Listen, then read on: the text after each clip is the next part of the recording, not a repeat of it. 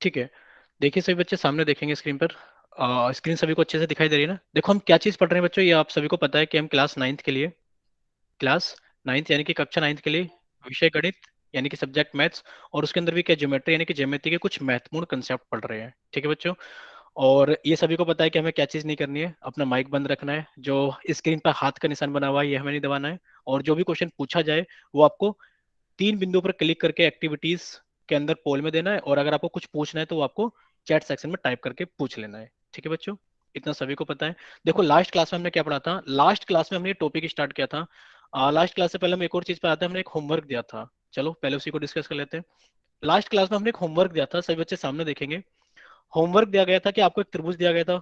एक त्रिभुज था एबीसी, एक त्रिभुज था एबीसी। जिन बच्चों ने क्वेश्चंस को सोल्व किया है वो बच्चे आंसर टाइप नहीं करेंगे।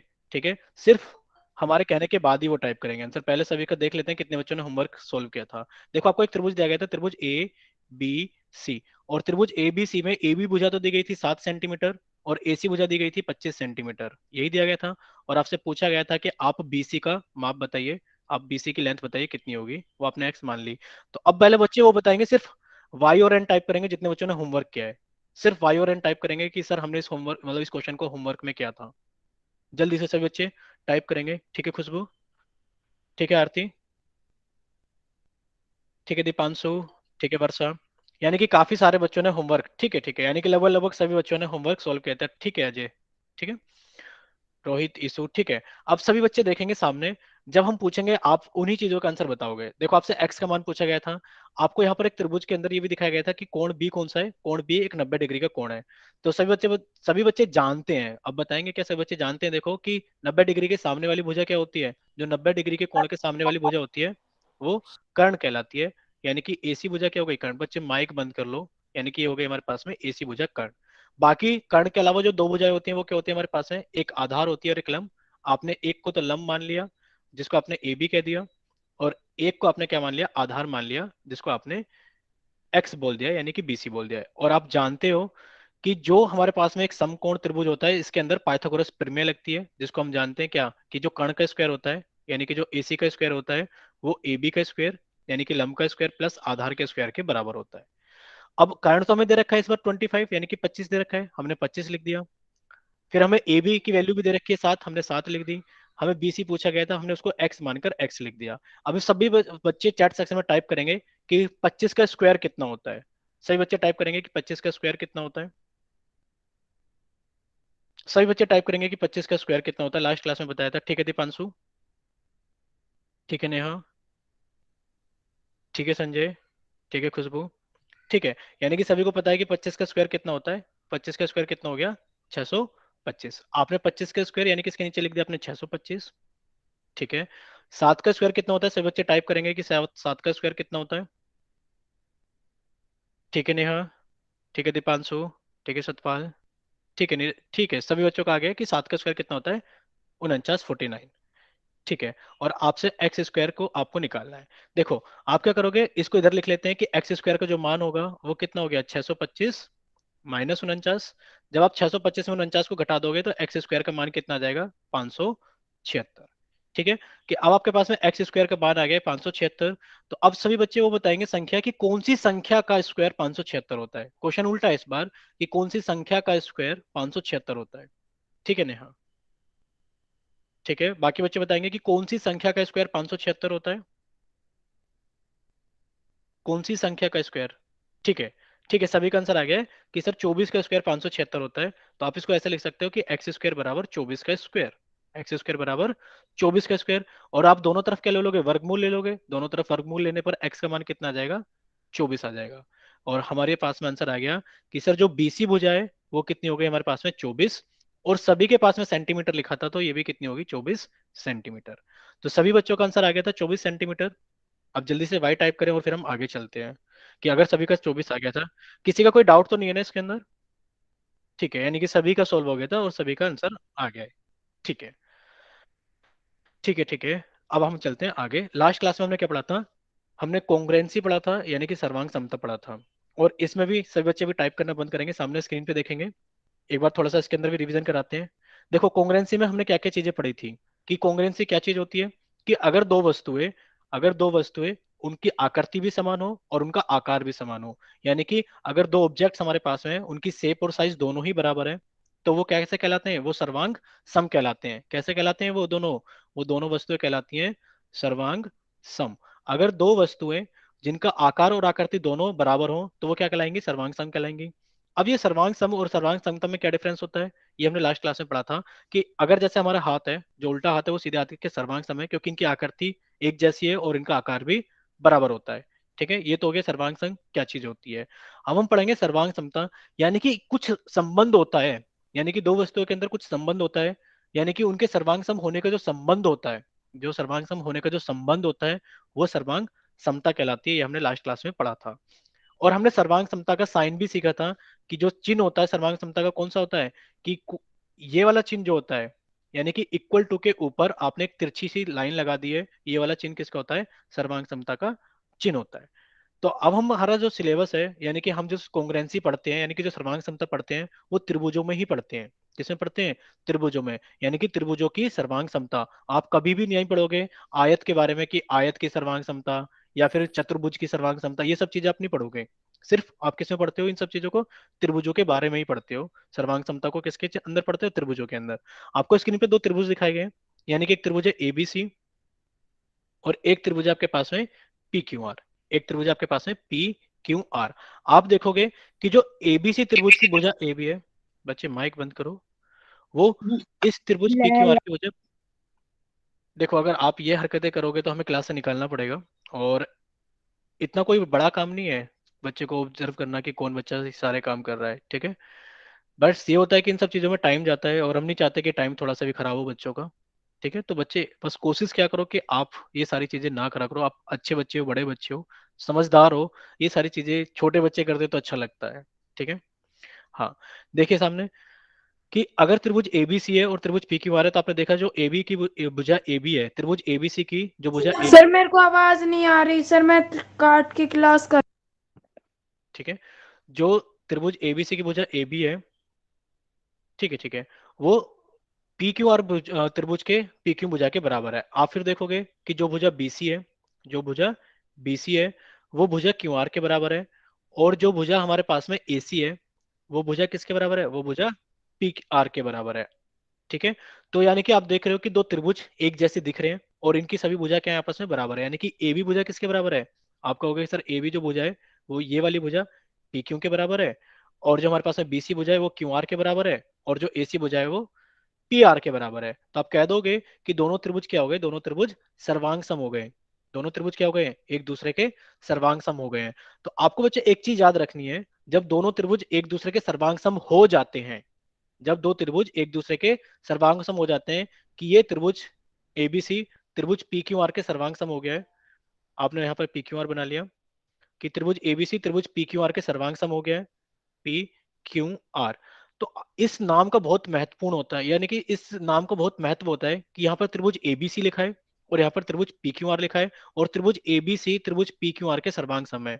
तो आप कहोगे जब दो त्रिभुज सर्वांग सम होते हैं तो उनका नामों का बहुत महत्व होता है। कैसे, आप कहोगे जो इसका शीर्ष है, यानी कि अगर संगत शीर्ष पहचाने जाएंगे, तो संगत शीर्ष का मतलब है जो शीर्ष ए है वो शीर्ष पी के तुल्य है, और जो शीर्ष बी है वो शीर्ष क्यू के तुल्य है, और जो शीर्ष सी है वो शीर्ष आर के तुल्य है। तुल्य मतलब इक्विवेलेंट है, वो दोनों बराबर हैं, यानी कि इक्विवेलेंट और तुल्य यानी कि वो समान है।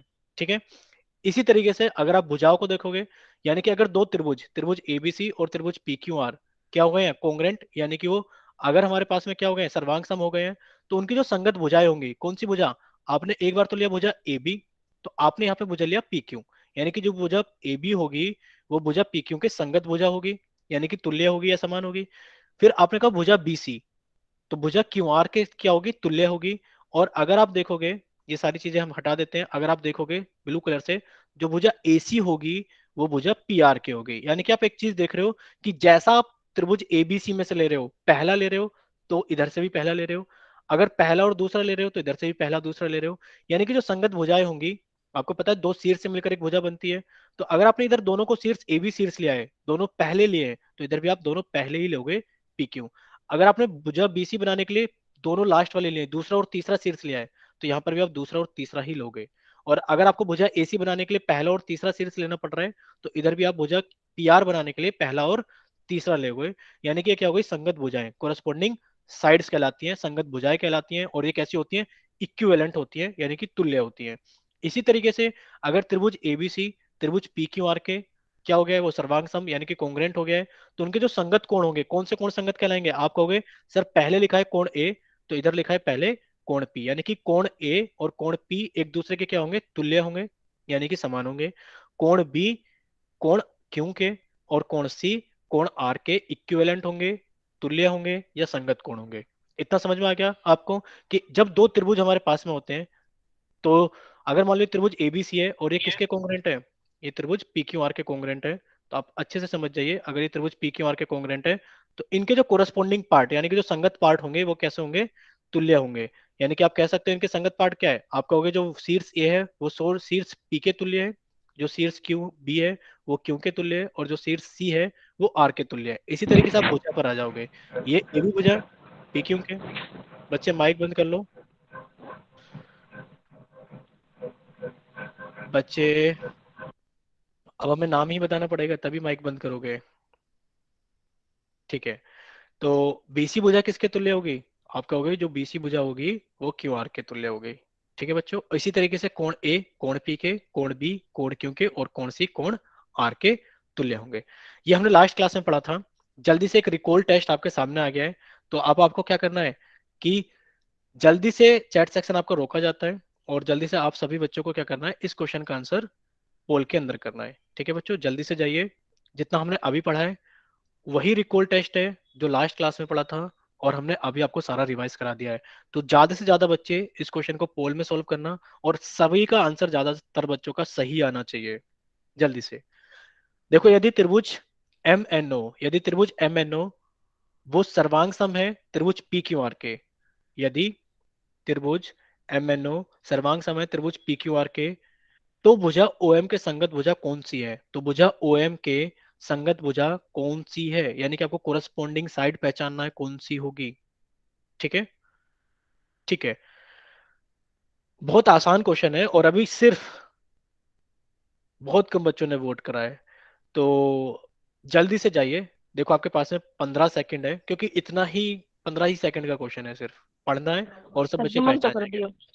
ठीक है, सतपाल, देखो प्लीज माइक मत खोला करो, आप कर दिया है अच्छी बात है। ठीक है, अब आपके पास में 10 सेकंड है, जल्दी से। 10, 9, 8, 7, 6, 5, 4, 3, 2, 1। ठीक है, देखो बहुत कम बच्चों ने, जितने बच्चे प्रेजेंट है उसमें से आधे बच्चों ने भी वोट नहीं करा है अभी तक। और हमें ये चीज समझ में नहीं आ रही है, हम आपको बता देते हैं कि जो बच्चे पोल के अंदर अपना ऑप्शन टाइप करते हैं उनकी अटेंडेंस निकाली जाती है पोल के थ्रू भी। ठीक है, तो कोशिश क्या करो, वो पोल जो है ना वो सबमिट होते हैं, और स्कूल के टीचर तक जाते हैं, पता लगता है कि आपने कितने क्वेश्चन के जवाब दिए थे। सही या गलत से मतलब नहीं होता, पता लगता है कि हाँ आप क्लास के अंदर प्रेजेंट थे, अटेंडेंस लगती है। अब आप जल्दी से जाइए चैट सेक्शन में, सब बच्चे सिर्फ ऑप्शन टाइप करेंगे, option A, option B, option C, option D. ठीक है, कि कौन सा ऑप्शन सही है। ठीक है, एक बच्चा एक ही बार टाइप कर देना, बार बार टाइप करने की जरूरत नहीं है। ठीक है,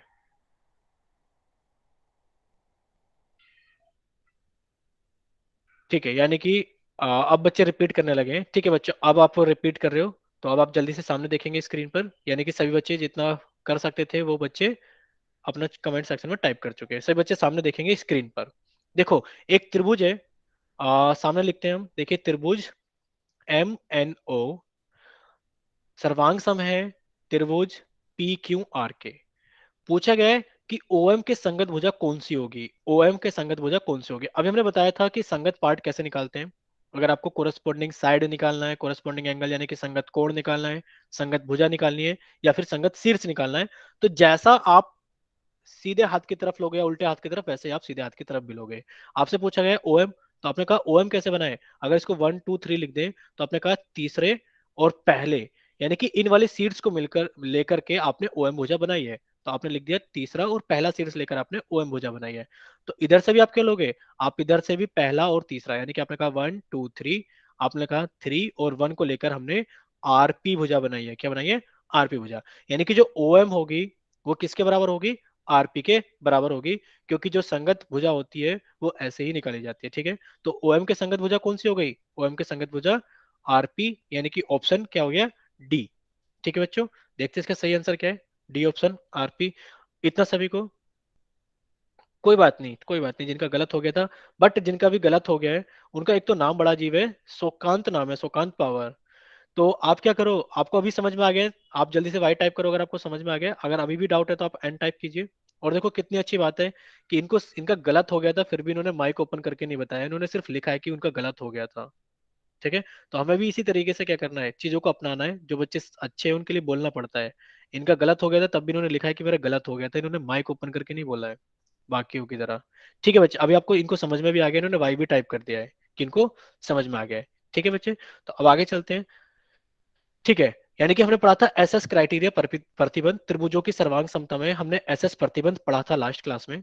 थोड़ा सा रिवाइज कर लेते हैं और फिर आगे चलते हैं। देखिए, यदि किसी त्रिभुज की तीनों भुजाएं, यदि किसी त्रिभुज की तीनों भुजाएं किसी अन्य त्रिभुज की, किसी अन्य त्रिभुज की तीनों भुजाओं के बराबर है, यानी कि एक त्रिभुज की तीनों भुजाएं किसी दूसरे त्रिभुज की तीनों भुजाओं के बराबर है, तो वो दोनों त्रिभुज एस एस प्रतिबंध से क्या हो जाएंगे, सर्वांगसम हो जाएंगे। क्या हो जाएंगे वो, एस एस प्रतिबंध से सर्वांगसम हो जाएंगे। जैसे कि स्क्रीन पे आपको दो त्रिभुज दिखाए गए, एक तो त्रिभुज दिखाया गया एबीसी, और एक त्रिभुज आपको दिखाया गया है पी क्यू आर। एक त्रिभुज दिखाया गया है एबीसी और एक त्रिभुज दिखाया गया है पी क्यू आर। आप देखोगे जो इसकी ये वाली भुजा है ए बी भुजा, त्रिभुज एबीसी की जो भुजा ए बी है वो त्रिभुज पी क्यू आर में किसके बराबर है, पी क्यू के बराबर है। फिर आप देखोगे जो त्रिभुज एबीसी के अंदर बीसी भुजा है वो किसके बराबर है, ये क्यू आर के बराबर है।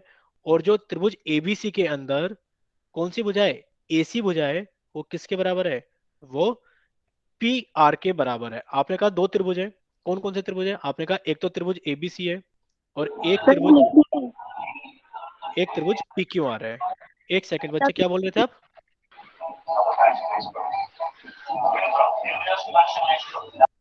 संजय रोहिला। देखो, माइक ओपन करके सिर्फ आप डाउट पूछ सकते थे क्लास के अंदर, बेवजह माइक ओपन करने के लिए नहीं कहा गया था, और शायद कुछ बच्चा बोल भी रहा था कोई। देखो किसी का अगर कोई डाउट है तो कमेंट सेक्शन में टाइप करे, सारे कमेंट सेक्शन जल्दी से देख लिए जाते हैं। ठीक है, तो आपको दो त्रिभुज दिखाए गए, एक तो त्रिभुज एबीसी और एक त्रिभुज कौन सा दिखाया गया है, त्रिभुज पी क्यू आर। आपने कहा जो ए बी भुजा है, जो त्रिभुज एबीसी की ए बी भुजा है वो किसके बराबर है, वो पी क्यू के बराबर है। और फिर आपने कहा जो भुजा बीसी है, जो भुजा बीसी है, रेड कलर से लिख देते हैं, जो भुजा बीसी है वो किसके बराबर है, वो क्यू आर के बराबर है। और जो भुजा हमारे पास में एसी है वो किसके बराबर है, वो पी आर के बराबर है। आपने देखा त्रिभुज एबीसी की ये वाली भुजा त्रिभुज पी क्यू आर की ये वाली भुजा के बराबर है। इसी तरीके से त्रिभुज एबीसी की भुजा बीसी त्रिभुज पी क्यू आर के बराबर है। इसी तरीके से त्रिभुज एबीसी की भुजा एसी त्रिभुज पी क्यू आर में पी आर के बराबर है। आपने कहा था अगर दो त्रिभुज में एक त्रिभुज की सारी भुजाएं दूसरे त्रिभुज की सभी भुजाओं के बराबर हो जाती है तो वो एस एस प्रतिबंध से क्या हो जाते हैं, सर्वांग सम हो जाते हैं। तो आप कह दोगे कि जो त्रिभुज एबीसी है वो सर्वांग सम है त्रिभुज पी क्यू आर के, किसकी वजह से, आप कहोगे सर एस एस एस, यानी कि भुजा भुजा भुजा प्रतिबंध से। ठीक है बच्चों, इतना सभी को समझ में आ गया है, अगर सभी को समझ में आ गया है तो जल्दी से वाई टाइप करें। ठीक है, ठीक है, ठीक है। आप सामने देखेंगे स्क्रीन पर कि एक त्रिभुज दिखाया गया है एबीसी और एक त्रिभुज दिखाया गया है पी क्यू आर, और इसके अंदर आपको साइड लिख दी गई है, और आपको लिखा गया है कि त्रिभुज एबीसी और त्रिभुज पी क्यू आर में अगर आप देखोगे तो जो ए बी भुजा है वो पी क्यू के बराबर है, जो बीसी भुजा है वो क्यू आर के बराबर है, और जो एसी भुजा है वो पी आर के बराबर है। इसीलिए एस एस प्रतिबंध से त्रिभुज एबीसी सर्वांग सम हो गया है त्रिभुज पी क्यू आर के। ठीक है, और सभी बच्चे सामने देखेंगे हम स्टार मार्क करके कुछ लिख रहे हैं, यानी कि जब हम स्टार मार्क करके लिखते हैं तो शायद वो कुछ चीजें ज्यादा महत्वपूर्ण होती हैं। देखिए, आपने एक चीज अभी सीखी है कि अगर दो त्रिभुज हमारे पास में, एक त्रिभुज एबीसी छोटा छोटा बना देते हैं, एक त्रिभुज पी क्यू आर। ठीक है, आपकी स्क्रीन पे दो त्रिभुज आपको दिखाई दे रहे हैं कि एक त्रिभुज है एबीसी और एक त्रिभुज है पी क्यू आर। अगर दो त्रिभुज सर्वांग हो जाते हैं, अगर दो त्रिभुज सर्वांग हो जाते हैं तो उनके जो संगत पार्ट होते हैं, अगर दो त्रिभुज सर्वांग हो जाते हैं तो जो उनके संगत पार्ट होते हैं, संगत पार्ट कौन से, या तो उनके संगत कोण, यानी कि कोण ए और कोण पी, कोण बी और कोण क्यू, और कोण सी और कोण आर, ये सभी आपस में बराबर हो जाते हैं, यानी कि संगत कोण बराबर हो जाते हैं और संगत भुजाएं भी बराबर हो जाती है। ए बी बराबर पी क्यू, और बी सी बराबर क्यू आर, और ए सी बराबर पी आर। यानी कि आप इस चीज को अच्छे से याद कर लो कि अगर दो त्रिभुज अगर दो त्रिभुज सर्वांग हो जाते हैं तो उनके संगत कोण और संगत भुजाएं अपने आप बराबर हो जाती हैं। सिर्फ आपको इस चीज में आपको इस क्वेश्चन में एक चीज दिखाई दे रही है कि सर त्रिभुज एबीसी और त्रिभुज पी क्यू आर में भुजाओं की बात हो रही थी, और ये इसकी तीनों भुजाएं इस वाले त्रिभुज की तीनों भुजाओं के बराबर था, और आपने कह दिया एस एस प्रतिबंध से एबीसी त्रिभुज पी क्यू आर के सर्वांग सम हो गया। अगर ये सर्वांग सम हो गया है तो अब आप कह सकते हो कि जो कोण ए है वो कोण पी के बराबर है, क्योंकि आप देखोगे ये पहला कोण है और इधर से ये पहला कोण है। आप कह दोगे जो कोण बी है वो कोण क्यू के बराबर है, क्योंकि इधर कोण जो बी है वो दूसरा है, इधर कोण क्यू दूसरा है। और जो कोण सी होगा वो कोण आर के बराबर होगा, क्योंकि कोण सी इधर तीसरा है और कोण आर इधर तीसरा है। जब दो त्रिभुज आपस में सर्वांग सम हो जाते हैं तो उनके संगत कोण और संगत भुजाएं बराबर हो जाती हैं। ठीक है बच्चों, इसको स्टार लगा के लिख लेना। और अगर इतना सही बच्चों को क्लियर है तो जल्दी से वाई टाइप करें, और अगर किसी का कोई डाउट है तो एन टाइप करें, ताकि हम उस बच्चे से पूछ सकें कि उसको क्या डाउट है। ठीक है, यानी कि सभी बच्चों ने वाई टाइप किया है। ठीक है, अभी आपका चैट सेक्शन सिर्फ कुछ सेकंड के लिए रोका जाता है, ताकि आप अच्छे से क्वेश्चन के ऊपर फोकस कर सको। अब आपको आपकी स्क्रीन पर एक क्वेश्चन दिखाई जा रहा है, आप इस क्वेश्चन को अच्छे से सोल्व कीजिए, और सोल्व करने के बाद में इसका आंसर कहाँ करना है बच्चों, पोल सेक्शन के अंदर करना है। जल्दी से जाइए, और क्वेश्चन नंबर 64, यानी कि क्वेश्चन नंबर 64 को जल्दी से सोल्व कीजिए और पोल सेक्शन के अंदर इसका जवाब दीजिए। क्या दिए हुए त्रिभुज सर्वांग सम है? जो आपको स्क्रीन पर त्रिभुज दिखाए गए हैं क्या वो सर्वांग सम है, यानी कि क्या वो कोंग्रेंट है? और देखेंगे इस बार कितने बच्चे आंसर करेंगे। और इस बार अगर ज्यादा, मतलब इस बार कोशिश करना कि ज्यादा से ज्यादा बच्चे आंसर कर सकें। ठीक है, जल्दी से ज्यादा बच्चे क्वेश्चन का आंसर करने की कोशिश करेंगे। और ये सिर्फ 15 सेकंड का ही क्वेश्चन है। अब आपके पास में 15 सेकंड है, जल्दी से। ठीक है, अब आपके पास में 10 सेकंड है। अब आपके पास में 5 सेकंड है। ठीक है, और अब आपका पोल एंड किया जाता है। ठीक है, ठीक है, ठीक है। बाकी बच्चे भी जल्दी से पोल के अंदर कर सकते हैं कम अपना ऑप्शन वोट जल्दी से। ठीक है, सभी को अपना अपना आंसर याद होना चाहिए कि उन्होंने क्या ऑप्शन वोट करा है। ठीक है बच्चों, हम आएंगे आज सभी बच्चों के पास में पूछने के लिए किसने क्या ऑप्शन वोट किया था। तो जल्दी से जिन बच्चों के पास में पोल का ऑप्शन नहीं आता वो जल्दी से जाए कमेंट सेक्शन में और अपना ऑप्शन टाइप करे जल्दी से। ऑप्शन टाइप करना ए या बी। ठीक है दीपांशु, ठीक है मनोज, ठीक है। बच्चे आपका नाम बड़ा अजीब है, सोइंत पावर करके, तो आप एक ही बार टाइप करो, आपका बार बार कमेंट रिपीट हो रहा है। ठीक है, यानी कि अब बच्चों के कमेंट्स रिपीट होने लगे हैं। अभी सभी बच्चे सामने देखेंगे स्क्रीन पर, सभी बच्चे सामने देखेंगे स्क्रीन पर। पूछा गया था क्या दिए हुए त्रिभुज सर्वांग सम है। तो सर्वांग सम के लिए आपने पूछा देख पढ़ा था अभी कि अगर दो त्रिभुजों में त्रिभुज की भुजाएं तीनों भुजाएं दूसरे त्रिभुज की तीनों भुजाएं के बराबर हो जाए। तो आप देखिए त्रिभुज पी क्यू आर में, देखिए सभी बच्चे सामने त्रिभुज पी क्यू आर में, और देखते हैं त्रिभुज ए बी सी में। देखते हैं, आप देखिए सामने स्क्रीन पर तो आपको दिखाया जा रहा है रेड कलर से कि जो भुजा पी क्यू है वो किसके बराबर है। आपने कहा वो तो भुजा ए बी के बराबर है। आपने लिख भी दिया कि जो भुजा पी क्यू है वो भुजा पी क्यू है वो किसके बराबर है, वो भुजा ए बी के बराबर है। फिर आपने कहा कि जो भुजा हमारे पास में क्यू आर है वो किसके बराबर है। आपने कहा वो बी सी के बराबर है। बच्चे माइक बंद कीजिए। आपने कहा कि भुजा जो क्यू आर है वो भुजा बी सी के बराबर है, और फिर आपने कहा कि जो भुजा हमारे पास में एस पी आर है वो एसी के बराबर है। सभी के आगे इसके आगे 5 सेंटीमीटर लिखा हुआ है, तो ये एसी के बराबर है। आपने कहा ये भुजा जो पी आर है ये भुजा एसी के बराबर है।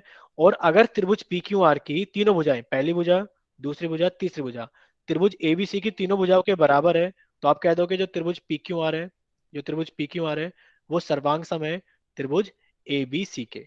तो ये सर्वांग सम है, यानी कि पूछा गया था क्या त्रिभुज सर्वांग सम है, तो आप कह दोगे हाँ, दोनों त्रिभुज एक दूसरे के सर्वांग सम है। अब वो बच्चे हमें बताएंगे, एक बच्चे ने पोल के अंदर बी टाइप करा था, एक बच्चे ने सिर्फ पोल के अंदर बी वोट किया था, बाकी 16 बच्चों ने ए टाइप किया था। यानी कि सिर्फ एक बच्चे का गलत था पोल के अंदर आंसर। वो बच्चा कौन है? जल्दी से वो टाइप करे कि उसको समझ में आ गया कि नहीं आया है अभी। जल्दी से, हम उसी बच्चे को देख रहे हैं अभी। ठीक है, नहीं आपने ए किया था, वो ठीक है, बट किसी एक बच्चे ने ना बी वोट किया था, इसलिए हमने कहा था कि सभी बच्चों को अपना ऑप्शन भी याद होना चाहिए। ठीक है, ठीक है, ठीक है।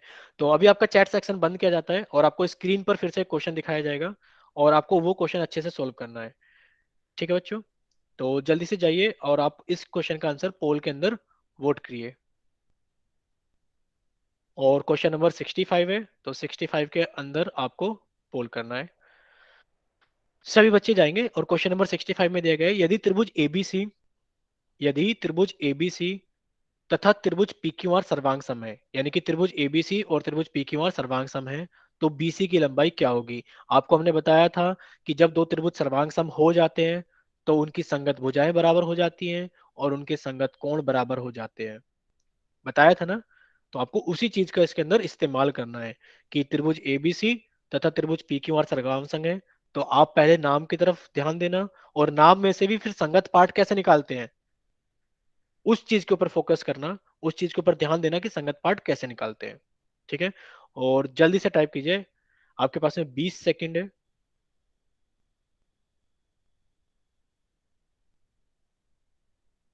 और जिन बच्चों के पास में पोल का ऑप्शन नहीं आता वो भी अपना आंसर बनाकर नोटबुक पे लिख लीजिए, ताकि जब उनको पोल करने का वोट मतलब चैट करने का मौका मिले तो जल्दी से अपना ऑप्शन टाइप कर दे। ठीक है, अभी आपके पास में 15 सेकंड है।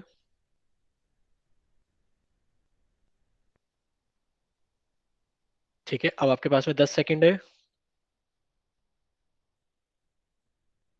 अभी भी कुछ बच्चे रहते हैं पोल के अंदर, कभी ज्यादा बच्चे वोट करते हैं कभी कम करते हैं, अभी भी कुछ बच्चों के पास में वोट का ऑप्शन आता है पर वो करते नहीं है जानबूझकर। ठीक है, और अभी आपके पास में 5 सेकंड है।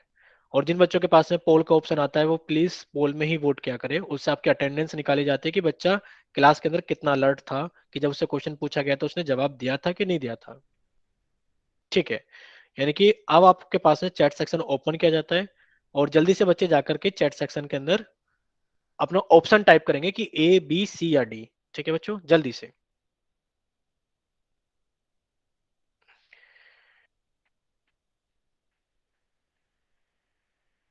हाँ देखो, सपना के नाम से एक बच्ची का कमेंट रिपीट हो रहा है, बच्चों रिपीट मत किया करो, एक ही बार में वो चीजें दिख जाती है। ठीक है, देखो ए और बी ज्यादा ऑप्शन आपको भी स्क्रीन पे दिखाई दे रहे होंगे, अगर बच्चे देख पा रहे होंगे अपनी स्क्रीन पर तो उनको ए और बी दिखाई दे रहे होंगे।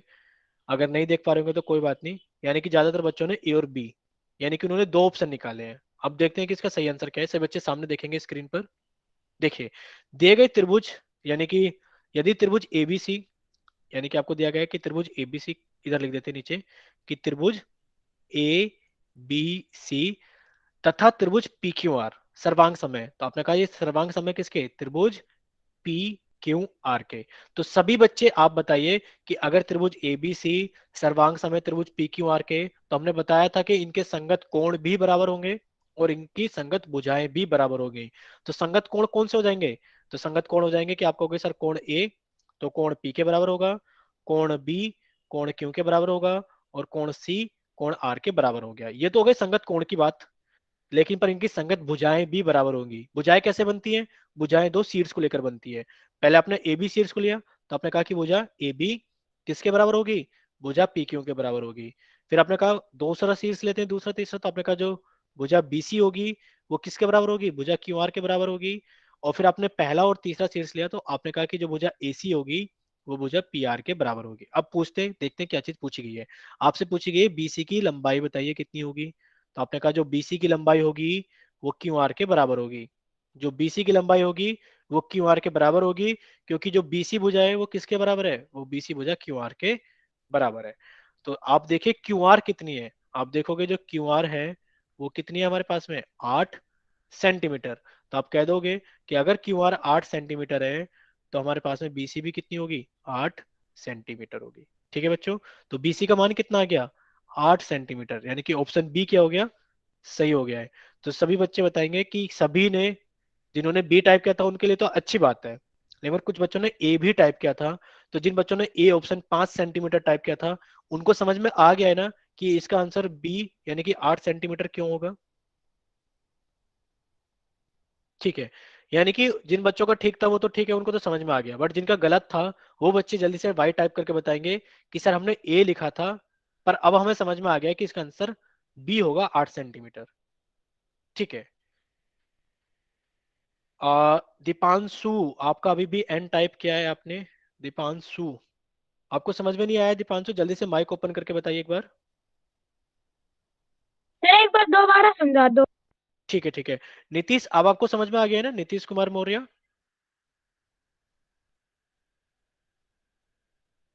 आ, ठीक है, नीतीश को समझ में आ गया है।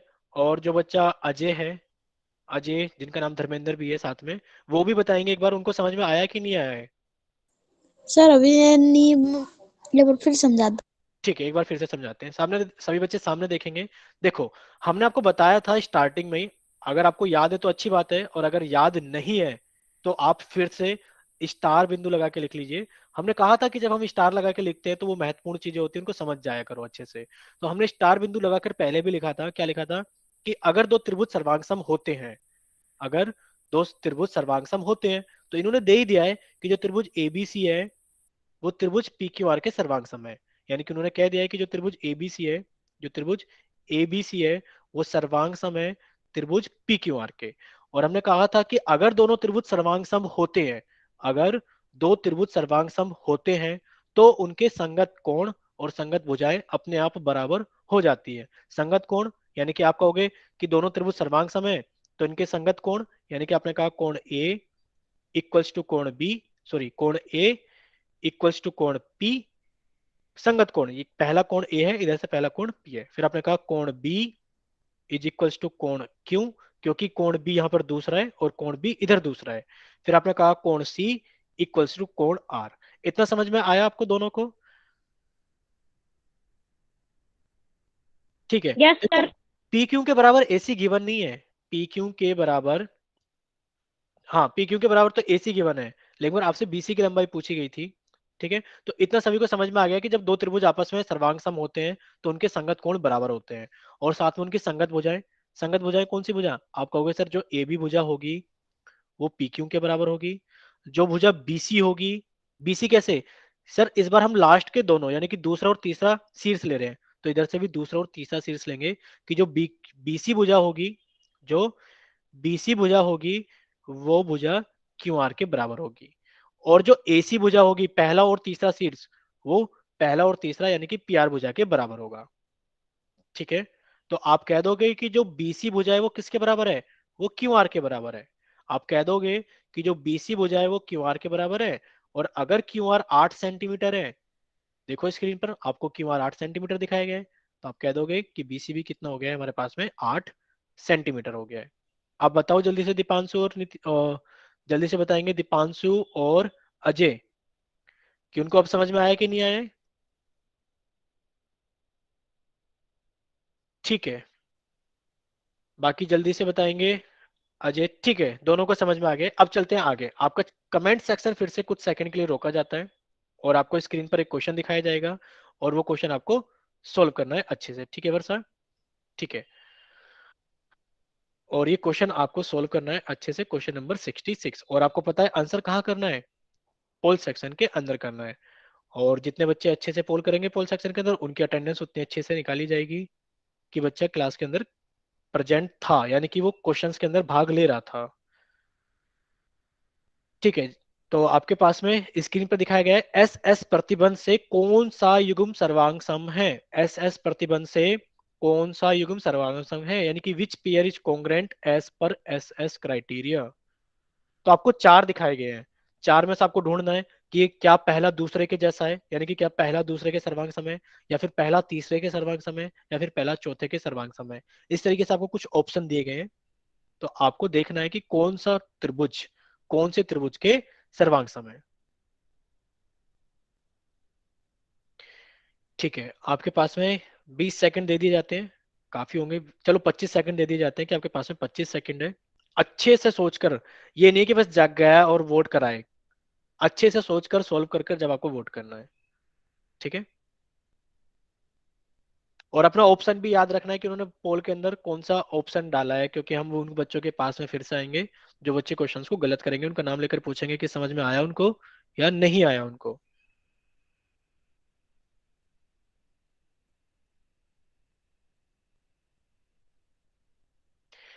ठीक है, आपके पास में 15 सेकंड है।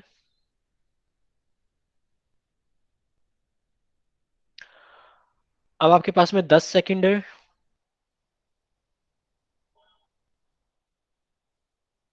ठीक है, अब आपके पास में 5 सेकंड है। और अब आपका चैट सेक्शन ओपन किया जाता है, जिन बच्चों के पास में पोल का ऑप्शन नहीं जाता वो जल्दी से चैट सेक्शन में जाए और अपना ऑप्शन टाइप करें कि सर हमारी तरफ से ए ट्रू है या बी ट्रू है या सी ट्रू है या फिर डी ट्रू है।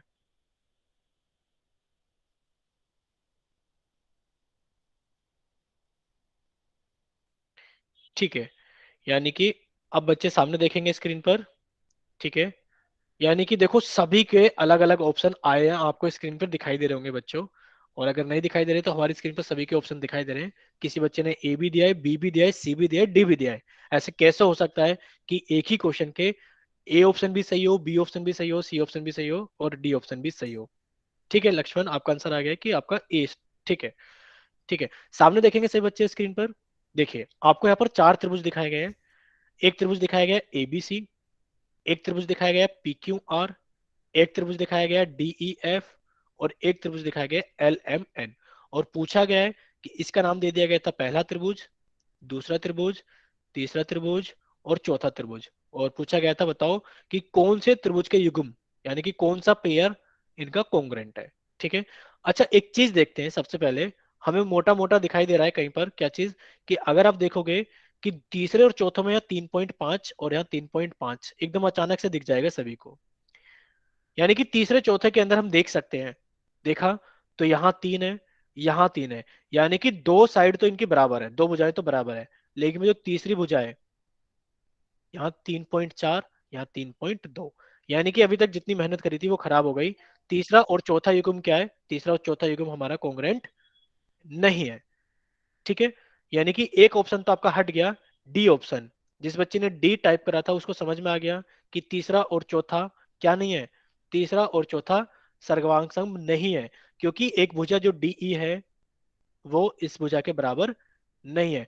दो भुजाएं बराबर है, ये वाली भुजा इसके बराबर है और ये वाली भुजा इसके बराबर है, लेकिन पर तीसरी भुजा बराबर नहीं है, तो एक ऑप्शन आपका हट गया। अब आते हैं लास्ट वाले ऑप्शन के, सेकंड लास्ट ऑप्शन सी पर।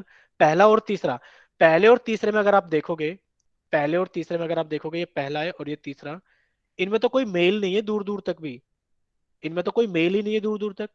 यानी कि पहला, यानी कि सी ऑप्शन भी खत्म हो गया, कुछ बच्चों ने सी भी ऑप्शन दिया था। अब देखते हैं हम ऑप्शन दूसरा और चौथा। दूसरे और चौथे को अगर देखोगे तो इनका भी दूर दूर तक कोई मेल नहीं है, सारी भुजाएं अलग अलग है। दूसरे त्रिभुज में भुजाएं कुछ और है और चौथे त्रिभुज में भुजाएं कुछ और है, कोई मेल नहीं है दूर दूर तक। यानी कि बी ऑप्शन, कुछ बच्चों ने बी ऑप्शन भी लिखा था। अब आते हैं पहले और दूसरे त्रिभुज पर। जब आप पहले और दूसरे त्रिभुज को देखोगे तो पहली भुजा देखो ये रही 2.5 सेंटीमीटर, ये रही 2.5 सेंटीमीटर। फिर आपने कहा एक भुजा इसके अंदर 1.5 सेंटीमीटर है, तो आपने यहाँ पर कहा ये रही 1.5 सेंटीमीटर। यानी कि जो ए बी है वो पी क्यू के बराबर है। आप लिख सकते हो कि जो ए बी है वो पी क्यू के बराबर आ गई। जो हमारे पास में बी सी है वो क्यू आर के बराबर आ गई। और हमें दिखाई दे रहा है जो हमारी ए सी भुजा है वो किसके बराबर है, पी आर के बराबर है। तो आप कह सकते हो कि जो हमारा पहला त्रिभुज ए बी सी है वो सर्वांग सम है त्रिभुज पी क्यू आर के। तो पहला और दूसरा युग्म आपस में क्या हो गया है, पहला और दूसरा युग्म आपस में सर्वांग सम हो गया है। पहला और दूसरा युग्म आपस में क्या हो गया है, सर्वांग सम हो गया है। ठीक है। अब सिर्फ हमें वो बच्चे बताएंगे जिन बच्चों ने बी सी और डी ऑप्शन डाला था, क्या उनको समझ में आ गया है। और अगर उनका अभी भी कोई डाउट है तो वो बच्चे जल्दी से एन टाइप कर सकते हैं कि सर पहले भी मेरा गलत था और अभी भी मुझे डाउट है। वो बच्चे एन टाइप कर सकते हैं।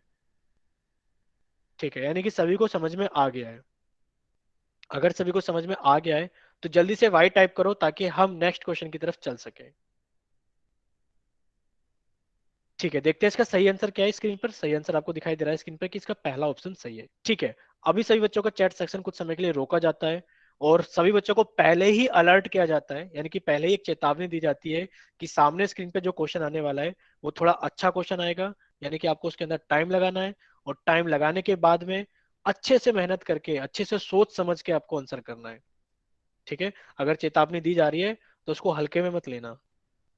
ठीक है, तो सभी बच्चे क्या करें, क्वेश्चन नंबर तो 67 क्वेश्चन को सोल्व करेंगे अच्छे से, पोल सेक्शन में जाएंगे और उसका ऑप्शन वोट करेंगे।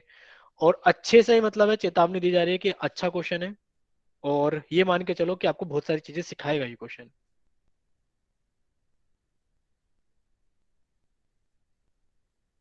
तो अभी चैट सेक्शन बंद है, बच्चे सभी बच्चे अच्छे से सोल्व करें और आपके पास में पूरा 1 मिनट का समय है। अब आप कहोगे कि सर ऐसा कैसा क्वेश्चन है, देखो लिखा है स्क्रीन पे कि त्रिभुज एक्स वाई जेड किस त्रिभुज के सर्वांग सम है। और जो ऑप्शन दिए गए हैं A B P Q R है, बी ऑप्शन में भी पी क्यू आर त्रिभुज है, सी ऑप्शन में भी पी क्यू आर त्रिभुज है और डी ऑप्शन में भी पी क्यू आर त्रिभुज है, बट उनके वर्टेक्स यानी कि उनके शीर्ष, उनकी भुजाएं और आप समझ सकते हो यानी कि वो अलग अलग तरीके से लिखी गई है। तो हमने आपको बताया था कि जब दो त्रिभुज सर्वांग सम होते हैं तो उनके संगत कोण और संगत भुजाएं बराबर होती है। तो ये अच्छे से वोट करना कि जो हमारे पास में त्रिभुज एक्स वाई जेड है वो कौन से त्रिभुज के सर्वांग सम होगा।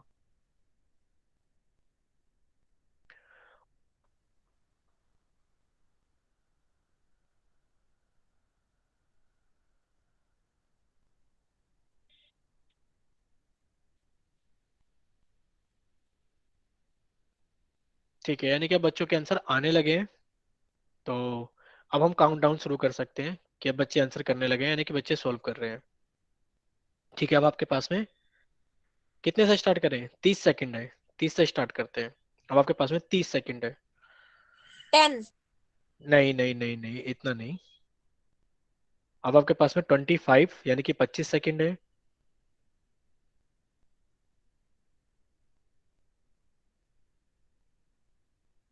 20। बच्चे माइक मत ओपन करो। ठीक है, एक बार इनकी मान लेते हैं कि अब आपके पास में 20 सेकंड है, 20।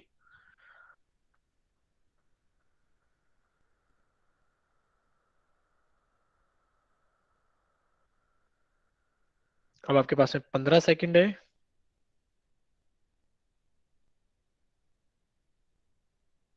और अब आपके पास में 10 सेकंड है।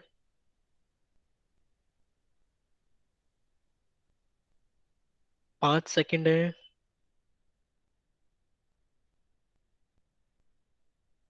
ठीक है, अब आपका चैट सेक्शन ओपन किया जाता है और जल्दी से जिन बच्चों ने अपना क्वेश्चन सॉल्व कर लिया वो चैट सेक्शन में ऑप्शन टाइप करें कि सर हमारी तरफ से ऑप्शन ए बी सी या फिर डी सही है।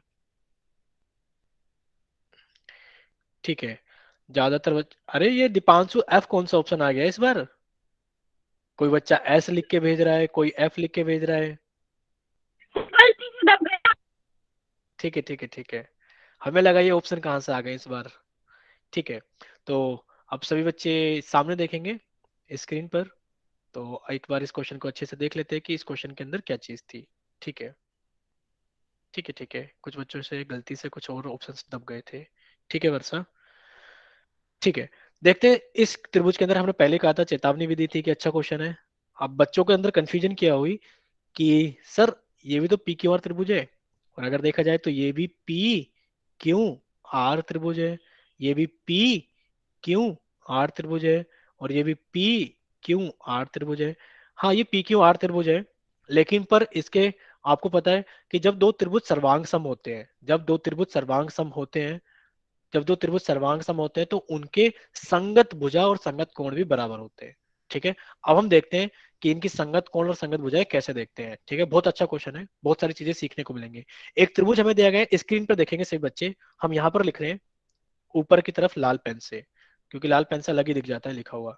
हमने लिखा है, देखते हैं कि त्रिभुज एक तो एक्स वाई जेड है, देखते हैं कि त्रिभुज एक्स वाई जेड कौन से त्रिभुज के सर्वांग सम है। तो हमने इतना लिखकर छोड़ दिया कि त्रिभुज एक्स वाई जेड कौन से त्रिभुज के सर्वांग सम है, हमने इतना लिखकर छोड़ दिया। चलो इसको थोड़ा और सही लिख देते हैं कि त्रिभुज एक्स वाई जेड कौन से त्रिभुज के सर्वांग सम है, यानी कि अब त्रिभुज का नाम आएगा इस तरफ।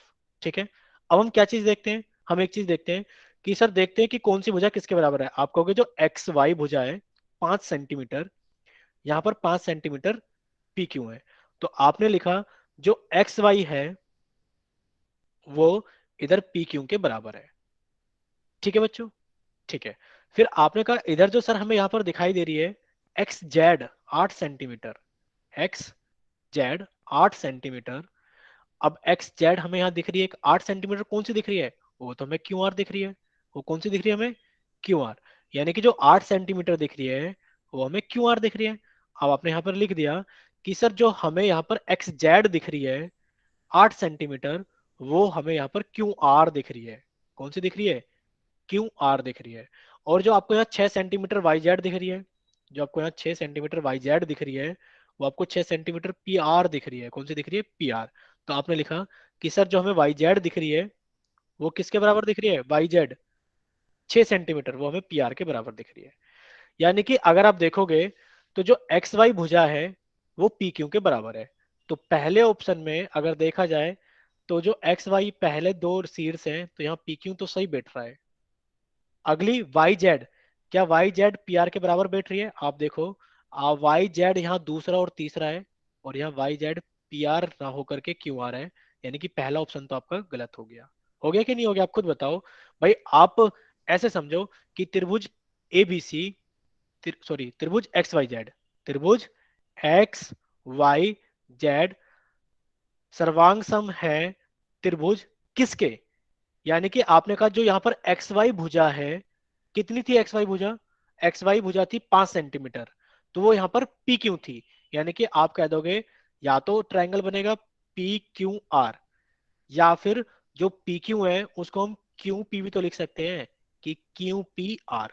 सिर्फ इन दोनों में ढूंढना है कि जो त्रिभुज एक्स वाई जेड है वो सर्वांग सम है त्रिभुज या तो पी क्यू 5 है, क्योंकि यहाँ पर एक्स वाई हमारी 5 है, या फिर हमारी क्यू पी 5 है। भाई ये भी 5 है पी क्यू, और ये भी 5 है क्यू पी।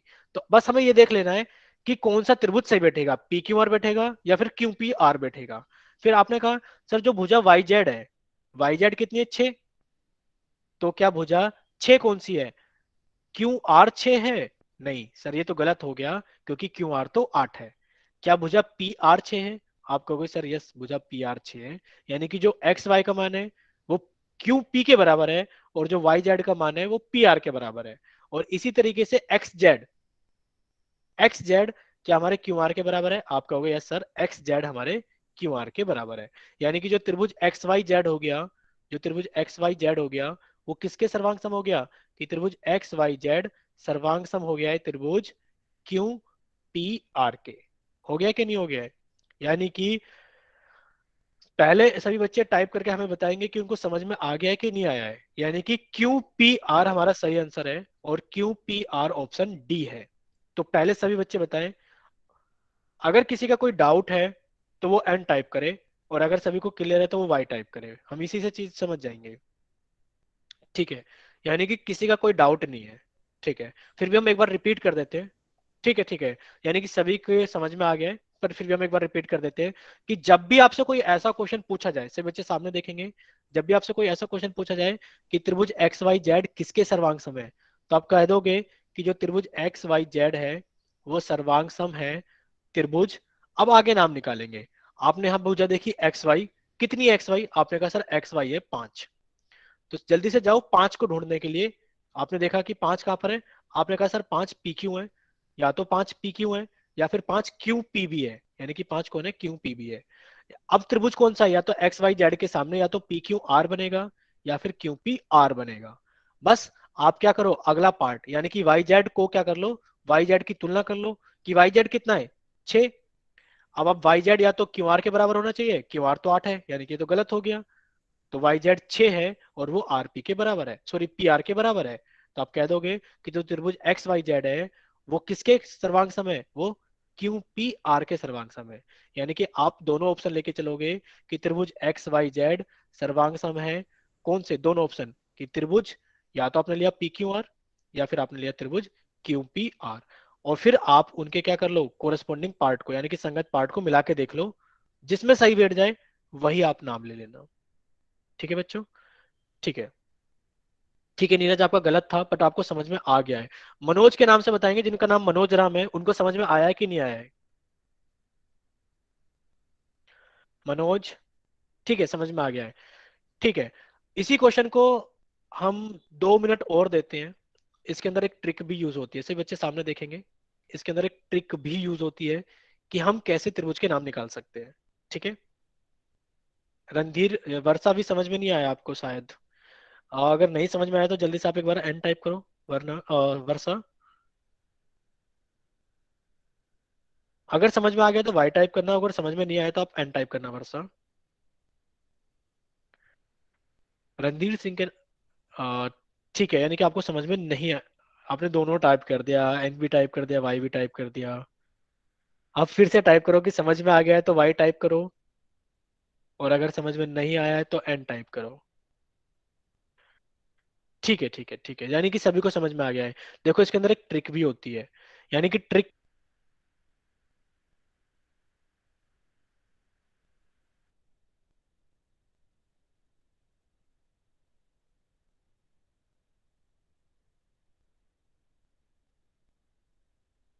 सर आवाज नहीं आ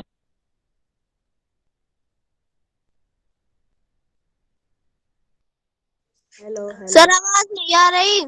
लिया, यानी कि आपने लिया 5, 5 के बाद 6, और 6 के बाद 8। तो यहाँ पर 5, 5 के बाद 6, और 6 के बाद 8, यानी कि आप ऐसे जाओगे, क्यू से पी, पी से आर, आर से क्यू, यानी कि आप कैसे जाओगे, क्यू से पी और पी से आर। ये चीज समझ में आई? आप देखिए सामने फिर से, आपको अब इस बार हम हरे ब्लैक पेन से दिखाते हैं। देखो जो त्रिभुज एक्स वाई जेड है, ये किसके सर्वांग सम है? आपने कहा त्रिभुज एक्स वाई जेड सर्वांग सम होगा। आपने कहा एक्स वाई जेड को देखें, तो एक्स वाई जेड में कुछ ऐसा गया है, एक्स से वाई यानी कि 5 सेंटीमीटर, 5 से 6, यानी कि आपको जाना पड़ेगा 5 सेंटीमीटर और 5 से 6, यानी कि आप जाओगे क्यू से पी और पी से आर, आप जाओगे क्यू से पी और पी से आर। अगर ये चीज आपको समझ में आई है तो जल्दी से वाई टाइप करें कि एक्स वाई जेड में आप 5 से 6, यानी कि एक्स वाई के बाद में वाई जेड गए 5 सेंटीमीटर से 6 सेंटीमीटर पे, तो आपको इस त्रिभुज में भी 5 से 6 ही जाना है, यानी कि क्यू से पी और पी से आर जाना है। ठीक है, यानी कि इतनी चीजें सभी बच्चों को समझ में आ गई है। ठीक है, ठीक है, तो अगर इतनी चीजें सभी बच्चों को समझ में आ गई है, तो अब क्या करते हैं, आज क्लास तो यहीं तक छोड़ते हैं, आगे तो नहीं डिस्कस करेंगे। ठीक है, हाँ होमवर्क दे देते हैं, ठीक है ठीक है ठीक है ठीक है। तो क्या आपको हमारी होमवर्क वाली स्क्रीन दिखाई दी अभी?